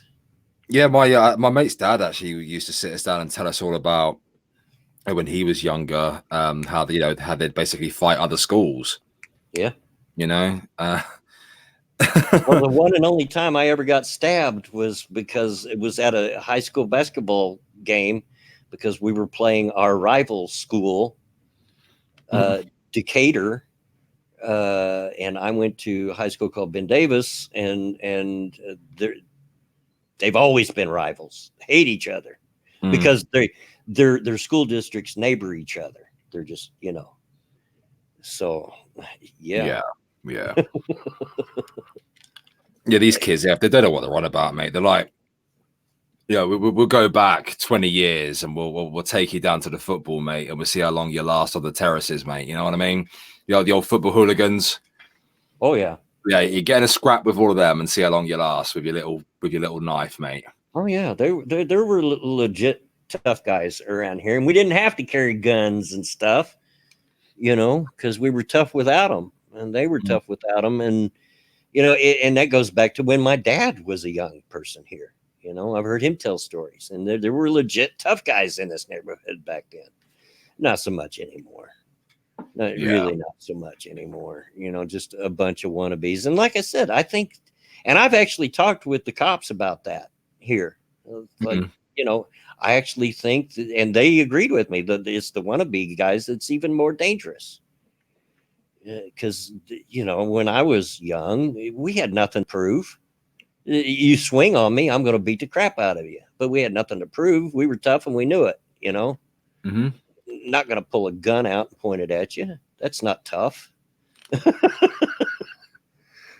Yeah. Let's go toe to toe, and we'll see who. Dude, I've been hit so hard, I've been out on my feet. Seriously. Been hit so daggum hard that I was just blacked out. Didn't fall down, was still on my feet, but yeah. Yeah, they don't realize the gravity of their actions. They really don't. Toasted says, were the cops in my neighborhood racist? Dude, when I was growing up, there were no cops in my neighborhood. See, there are now, but they weren't then. They wouldn't come in here. They were afraid to. Seriously. And they would tell you, we're not going in there. Them people's crazy. Them rednecks be nuts. We ain't going in there. And every once in a while they'd show up, but it would never be the city cops. Only the sheriffs would come through, the county cops. Yeah. And usually those were the ones that lived here or nearby, or had lived here when they were younger, so they knew the neighborhood, But for the most part, no, they stayed out of here. So I don't know if they were racist or not, because number one, there were never any cops here, and number two, back then it was an all-white neighborhood, so who's to know? I don't know. Yeah. But well, we went off on some tangents today, haven't we? Yeah. And we've got about 15 minutes left. We still got some time. We do. So I'm just crunching on some polos. I finished now. Yeah, I've got a box of Cheez-It crackers here. You know what Cheez-Its are, right? Well, you just said they're crackers, so they're little bitty tiny cheese flavored crackers, but these these are the duos kind, and they're bacon and cheddar flavored. Well, they sound nice. They are. They're really good, and I've been fighting with myself not to reach over and grab a handful. Well, I've been doing the stream. I know what it's like. You're streaming, but you're hungry, and you're like,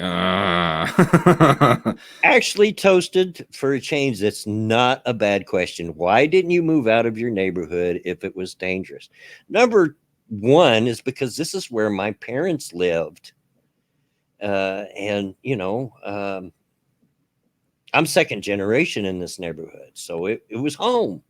And we did try, and after I got older and married, we did try to move out, but we always keep coming back because, as you mentioned earlier, Alex, the housing is cheap here. Yeah. And the other big reason is because my father still lives in this neighborhood, and he's elderly, and he needs watching. So it's just much easier for me to live close. It's family, dude. Yeah. Plus, you know it. I know the neighborhood. Nobody jacks with me much here because they know I'm second generation. You know, don't mess with that old man. He crazy. Well, my area when I was growing up, it was a little bit rough here and there. There was a few times when people tried to rob me, or there's a few fights that I had, and times when I got beaten up and stuff. And don't get me wrong, I'm not like Bloodwing over here. I wasn't a tough kid. I had to be tough. I wasn't like my parents or my sisters, who grew, all of them grew up fighting people. All of them did. My mum didn't really. She tried to shelter me from all that kind of stuff, Hey, puppy. And we couldn't move away, because we were poor. Yeah, that's the other issue. You takes money to move, dude. Yeah. My mum worked like 3 or 4 jobs at one time together, to be able to afford nice things. And it was the area that we grew up in. The only reason why I moved was because I met Vanilla Bear, whilst I was serving. Yeah. I moved from one very, very poor area to an even poorer area, really. Yeah. The area that I live now isn't particularly rough, but you could see the crime that goes on around here. I mean, they don't even try and hide it, just open drug deals, not even a special handshake to hide it. Like, well, you could see them handing it over to each other. It was just a couple of streams ago that there was somebody being arrested right behind my head while we were streaming.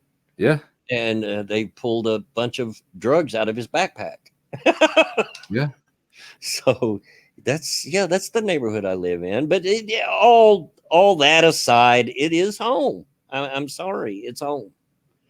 Would I like to live somewhere else? If my dad was taken care of, sure I would. And if I had the money. But Mrs. Bloodwing's the only one that's working, and what money I make is what I make off this channel, which so that's not going to be a lot. And we're barely making it on the kind of rent we got to pay here. I can't see us being able to afford to move to another neighborhood. It's not really a doable thing. I mean, being able to move requires a lot of money. People always say to me, "Bear, move to America." Well, it's just not that easy. It's not that simple. Do you know how much money that takes? Yeah. How long you have to wait just for the immigration stuff to go through properly? It's a lot. It's a lot of money. And moving, I mean, even just moving from one neighborhood to the other. I mean, think about that for a second. Like, if you can't afford to rent out like all the vans and stuff you need, like Bloodwing over here, like his body's not the best in the world. It's not like he can do all the heavy lifting and get a couch into the back of a truck. No. You'd have to pay removals guys to come along and do all that for you. That's a lot of money. Yeah. Yeah. And everybody I know, is getting older. Like, in the day, it would be me and my one brother-in-law and a couple other people I can think of that would be going around helping people move and whatnot. We did that. Now we're old. And we got to count on somebody else to help us. And there just isn't. Yeah. And if you want to go rent another house, you got to pay 1 month's rent and then a deposit, which is usually the same size in one payment, most of the time. So some places are even worse if you have like bad credit and stuff like that. Which we do. Yeah. So do I, mate. I don't have credit for spit at all. I'll admit it. And that's sometimes what happens when you're poor, because no matter how well you budget, eventually you're going to come against some bills you just can't pay, or at least can't pay them on time. And all that hurts your credit. Yeah. And, been that. Yeah. Done that. Got the t-shirt. Yeah.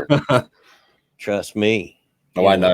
But the old man ain't crying the blues. We do okay. I eat. I got food to eat. I got a roof to keep rain off my head. I got the internet. I got a car to drive. So we're not doing too bad. When you think about it, we're not doing too bad. Well, same, really. I'm not exactly not eating. Am I rich? Oh, shoot, no. No. But not doing so bad. I got what I need. May not have what I want, but I got what I need. Yeah, it's been a long time since I've been in the position where I had to not eat. A long time. I've got a car. It's not a good car, but it's still a car. Right. Kids are fed. They've got nice clothes. Me and Vanilla Bear don't have nice clothes, but that's fine.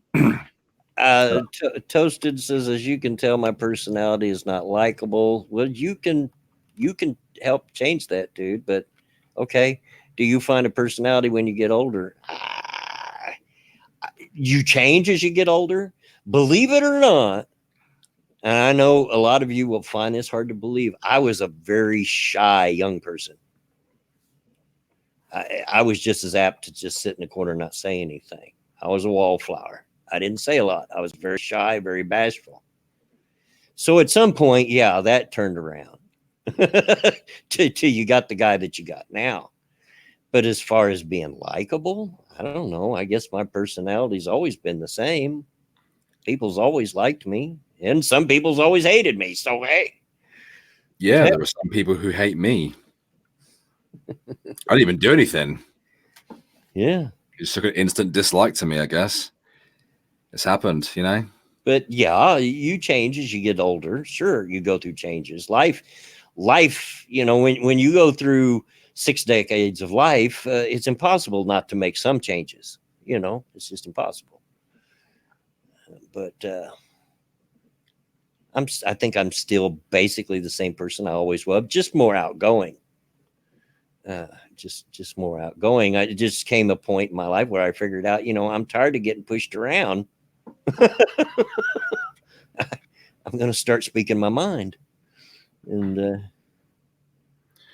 it's funny, chap there in the chat who I've never seen before, actually, Robert White says, hate is a waste of energy. And I agree with that completely and 100%. But I found as I've gotten older, I can hold grudges for a long time. That's never used to be like that, Bloodwing. Never used to be like that's that. something I'm very good at. My kids, not so much. My wife's not good at, but not holding a grudge. I'm a very, believe it or not, I'm a very forgiving person. And I've had conversations with Jacob about it before because he struggles with holding a grudge. He says, I don't know how you do that. I said, well, you just do. I don't know how to explain it. You just forgive people, I wish I could go back to that, when I was younger and able to kind of like just let go of stuff. I can't now. I just can't. I can hold grudges for almost years now, truly, and I just can't let go of stuff. And don't get me wrong, I hate that because like it's awful, like you get angry about shit for no reason. You think about like they're living like if you're holding a grudge against somebody, you're letting them live rent free in your head. And that's not healthy for you, and it's not hurting them at all. Yeah, Robert White has a very good point. He's in his 60s. I'll be 60 my next birthday. Life's too short. I mean, you get to our age and you realize we've got a whole lot less left on this earth than what we started with. A whole lot less. And so yeah, there's just not time for that hate. There just isn't. Yeah, I don't know at what point in my life I sort of developed that. Now that I used to be very forgiving.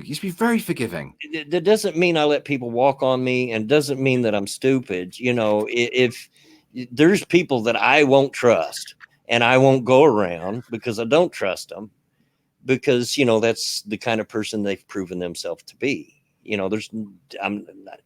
Well, that's just common sense. That's just yeah, exactly. It's not an over kind of bearing emotion, right? But towards somebody, it's just like I don't trust you.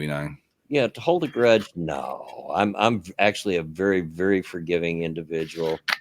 The only person that I could think of that I held a grudge for is I had a cousin, a female, and she was nuttier than a fruitcake. I mean, seriously, insanity running in her family, and she beat the crap out of my mom. This is after my mom was old. Beat the crap out of her, pulled huge chunks of hair out of her head. Why? Because she's just nuts. Because my mom told her off, told her because she was disrespecting my mom. And this was the daughter of my mom's sister, Well, there's no need to beat somebody up just because I had a hard time forgiving that. And I just never went around that person again, or tried not to, as best I could. Family's family. It's hard to stay away from them completely, but she's now since passed away. She died of cancer several years back, but she was nuts. I mean, she was nuts as a little kid. Yeah. I remember when, I don't know, I was maybe 6 years old, and was sitting on the couch, and my aunt and uncle were over, and which meant she was there. And I got up to go get a drink or something. I don't remember. And when I came back, she had took my spot on the couch, and I wanted my spot back, kind of thing. And her mom and dad made her get up and give me my spot back. As I'm sitting down, this girl dives under my butt and bites me to the point it drew blood on my butt. On the ass? Yes. Why? Because she's crazy. But why the butt? And why bite? I don't like. I've bitten somebody in a fight before. Yeah. Well, I don't care. If we get in a fight and I think I'm gonna lose, stand by, right? Because I'm gonna rip some of your skin off. Like if I'm going down, then I'm taking some of you with me, right? I mean, she literally dove like a torpedo. But to do that over a mid-sit, I'm in mid-sit. She dives under me like a torpedo, face up, and as I sit on, because it was, I couldn't, I'm in mid-sit. You can't stop. You ever tried to stop while you're in mid-sit? You're gonna fall. So I couldn't stop. So I sit on her face, and she bites me till the blood comes. Oh God. See, now, look, if you get into a fight with somebody and you start off by biting them, then that's irrational. Me biting them because I think I'm going to lose, to me, that's a rational thing to do. Like biting, poking them in the eye, whatever you have to punch, grabbing their bollocks, whatever you have to do to win, right? It's a street fight. Anything goes. But to do that over a seat, like to dive like a pencil through the air. Yeah. And spin so that your ass lands directly in her mouth and for her to bite down. That's some crazy, that's not even irrational. That's just insane. She was nuts. And like I said, insanity does run in that side of the family. My uncle, who's not insane, he's a little off, but he's not insane. But he has two brothers that were actually institutionalized for insanity. Oh, wow. And a nephew on his other side of the family, not my side, but the other side. So it runs in that family, and they have two sons left, because their daughter died. And both of those boys, they're not crazy, but the younger one of them is kind of not as bad as his sister, but they're weird. They definitely are strange. It just really runs in the family from his side, from my uncle's side. Who married my mom's sister, Yeah. It does. It's odd to think that, but it does. It runs in his family. I mean, the proof is there. So yeah, she was crazy. Cryptic, but in your case, it'd be a love bite. You love me, you do. Yeah, he'd I'm your favorite nibble. He'd have a bit of a nibble, wouldn't he? Yeah. He'd have a little bit of a suck while he's down there, just to leave a mark. But yeah, thank you, Joel Brown, for reminding me. It is that time.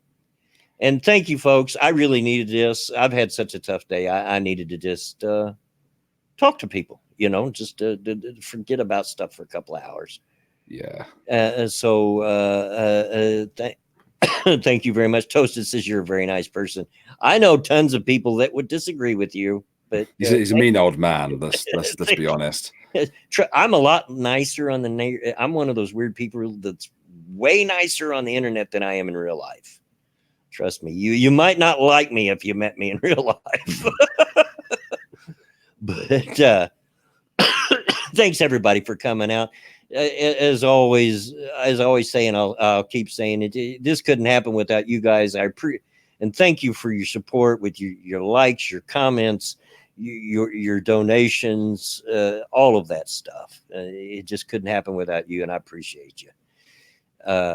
That ratio is quite nice as well. So it is. Yes, it is. And thank you, Alex, as always, for coming out and being with us.